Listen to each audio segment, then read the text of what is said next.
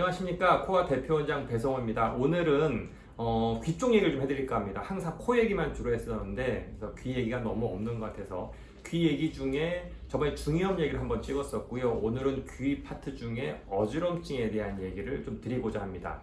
어지럼증을 보통 이제 어지러워서 현기증이라는 걸 느끼게 되면은 보통 과들을 과거에는 내과를 가졌어요. 그러니까 우리나라 분들의 고정관념이 뭐냐면 빈혈은 어지러운 거다 이렇게 생각하시거든요. 그래서 내과를 많이 가셨는데 실제로 이제 학문적으로 들어가게 되면 어지럼증의 90%는 거의 귀의 문제예요. 그래서 왜 그런지를 제가 해부학적인 걸 보면서 좀 설명드릴 거고요.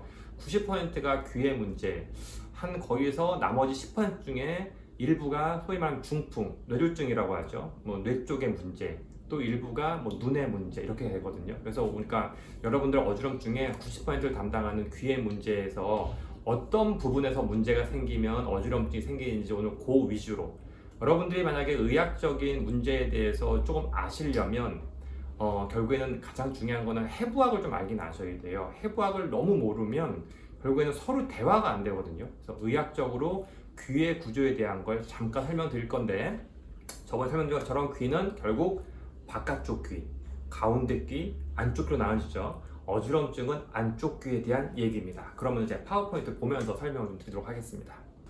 자, 귀의 구조는 복잡하면 복잡하고 쉽다면 되게 간단해요. 딱 저번에 말했지만 귓구멍이 있고 귓구멍으로 들어가서 고막까지는 웨이, 바깥쪽 웨이 여기 생기는 건 웨이도염 이렇게 얘기하죠. 웨이.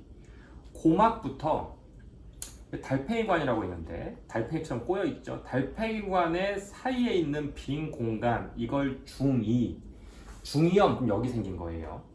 그 다음에 이 중이의 안쪽에서 있는 부분을 안내에서 내이라고 합니다. 중이염까지 말고 그 안쪽에 생기는 것 중에 가장 많은 문제가 뭐예요? 달팽이관에 생기는 문제. 달팽이관은 뭐 하는 거냐? 어지러워서 오시는 분들이 많이 하는 이제 대화 중에 저는 어지러운데 뭐 달팽이관의 문제라요. 달팽이관의 문제라. 그러니까 우리 대국민적으로 귀 안쪽은 다 달팽이관인 거예요. 아시는 게 아닙니다. 달팽이관은 청격에 대한 청각. 그러니까 달팽이관에 문제 생기면 난청, 그러니까 귀 들리는 거예요. 혹은 이명 이런 거는 달팽이관의 문제고요. 그 위에 딱 보면은 여기 꼬여 있는데 저 보이는데 여기 글자 뭐라고 써 있냐면 평형기관이라고 써 있습니다. 여기가 바로 어지러움증을 나타내는 기관이고요. 그걸 조금 확대한 사진을 보게 되면 이렇게 되어 있습니다. 달팽이관이 있고 거기랑 붙어서 이렇게 관이 있는데 이걸 세반 고리관이라고 합니다. 그래서 귀에서 생기는 문제는 대표적인 거 웨이도염, 중이염, 그리고 안쪽 문제는 결국 뭐예요? 난청과 어지럼증 문제가 발생하게 됩니다. 난청 문제, 이 달팽이관 문제는 다음에 다시 한번 이제 다루도록 하고요.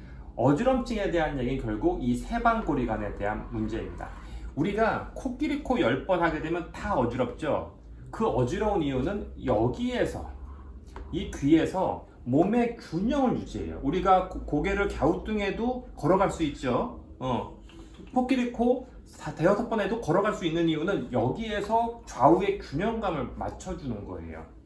그래서 어지럼증은 결국 뭐냐면 귀에 있는 좌우의 세반고리관의 균형감이 깨지면 코끼리 코 한 것처럼 돌게 되는 게 결국에는 어지럼증이라고 하는 거예요. 그래서 어지럼증이 발생했을 때는 결국에는 이비인후과 의사 입장에서는 이쪽에 대한 평가를 하게 됩니다.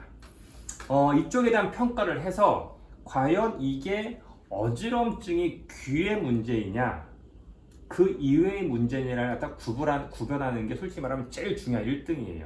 이비인후과 의사 입장에서는 뭐냐면 이게 만약에 이비인후과적인 문제가 아니면 뭐겠어요?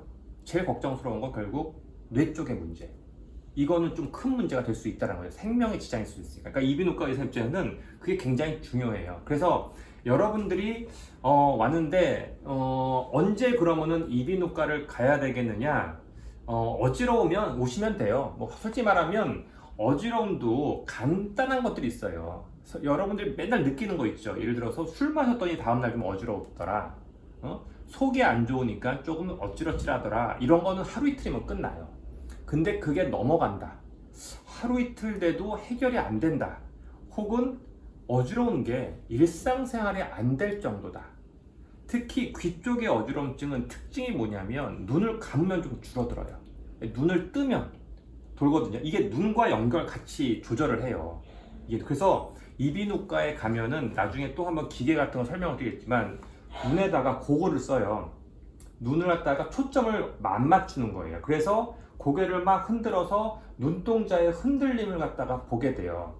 그런 걸로 이제 진단하게 되는데, 결국에는 이비인후과에 오셔가지고 할 건 뭐냐면, 이게 이비인후과적인 문제인지 아닌지 갖다가, 왜냐면 대다수가 이비인후과니까 이비인후과적인 문제인 거를 먼저 확인하고, 그 다음에 이비인후과적인 문제다, 그럼 거기에 대한 치료를 하시면, 이비인후과적인 문제의 어지럼증은요, 뭐 과장해서 얘기하면 99% 다 해결돼요. 왜냐하면 결국에는 이쪽에 귀 쪽에 문제가 발생하더라도 이 귀라는 게 참 묘한 게 스스로 약간 균형을 맞춰요.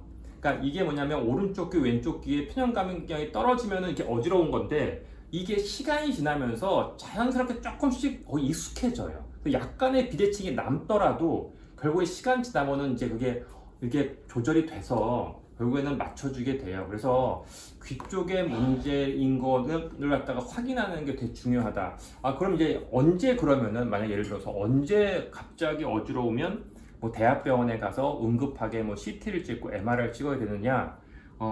사실 정답은 없는데 가장 중요한 거는 못 일어나시면, 그러니까 어지러운 귀 쪽의 문제도 못 일어나게 어지러운 경우가 있긴 한데, 딱 눈 떴는데 못 일어날 정도, 걷질 못하겠어, 이런 경우는 솔직히 이비인후과 의사가 문제가 뭐냐면 걷질 못하는 사람은 검사를 할 수가 없어요. 왜냐면 누웠다 일어났다 막 고개를 돌리고 해야 되는데, 그거는 어느 정도 협조가 돼야 되는 사람만 검사를 할 수 있거든요. 그러니까 만약에 부모님인데 어지럽다고 하는데 걸을 수 있겠대, 그러면은 이비인후과로 뭐 근처 이비인후과 가시면 되고, 일어났는데 못 걷겠대, 그러면은 이비인후과 와봐도 어차피 검사가 안 돼요. 그런 경우에는 앰뷸런스 타고 대학병원에 가서 응급실 가서 뇌 쪽 한번 찍어보고, 거기서 이상이 없다면 안정이 되면 그 다음에 이비인후과 오는 것도 좋은 선택 방법이 될 수 있겠습니다. 그래서 오늘은 어지럼증의 어찌 보면 개요예요. 그러니까 여러분들께서 어지럼증은 귀의 안쪽인 내기관에서 발생하는 거고, 달팽이관이 아니라 세방고리관, 즉 전정기관이라고 하는데 그쪽에서의 문제일 거다. 오늘 요 정도까지만 기억하셔도 우선은 되겠습니다. 다음에 어지럼증에 대한 세부적인 사항, 검사는 어떤 기회가 있는지에 대한 거는 다시 한번 좀 영상으로 안내를 드리도록 하겠습니다. 감사합니다.